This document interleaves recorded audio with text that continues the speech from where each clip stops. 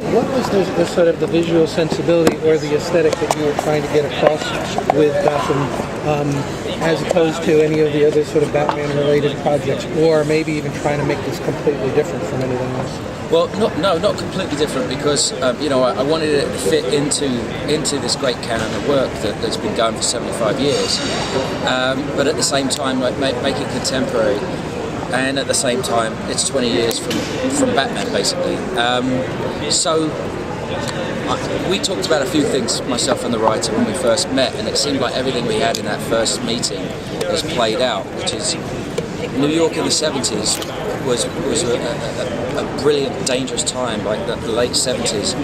Not just because of all the graffiti on the trains and the rundown Bronx and Harlem and all these dangerous places that you could go to, these falling down places, but culturally it was really good, like music, films, it was a hip-hop starting, it was, new wave, everything was, culturally it was really great. We talked about that a lot, but at the same time I talked about Dickensian London and the have and the have-nots and that industrial revolution age, and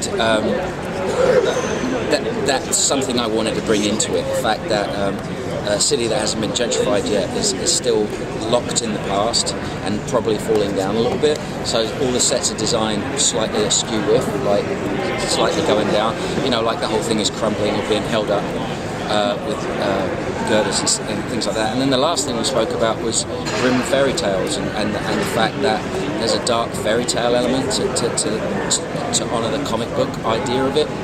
And so those three elements thrown together, and then the most important thing is to keep your feet on the ground, so it feels real and relatable. It seems like it also has like a color, its own color palette too, like a texture that we haven't really seen in other, comic book adaptations too. Yeah, no, I mean that was just because with all of those influences coming in, there are certain gels you can't do. There was a contemporary look we didn't do. I mean, we could do a test now, basically, where it's like, is this a Gotham car? Is that a Gotham car? Is this a Gotham gun? Is that a Gotham gun? It's the same thing as colours, and trying to get the crew's taste and the performers' tastes into that same thing it's good, and it was easier than we thought. It's quite. Nobody knows what period it is, but it feels comfortable because it all feels very familiar. But nothing's sticking out at you to portray that theatrical reality. So are you saying in a way that Gotham itself is a character? Without doubt, yeah, without doubt. That's why the show, and that was very much Bruno's intention, was it had to be a character, and all the designing I did was on that. Myself and a production designer drew for a long time just to get. I found myself, it wasn't just drawing the new buildings that I wanted to insert into New York or take away the glass buildings out of New York and insert older Dickensian style, turn of the century English buildings. I drew skies, and that was fun. I don't know where that came from.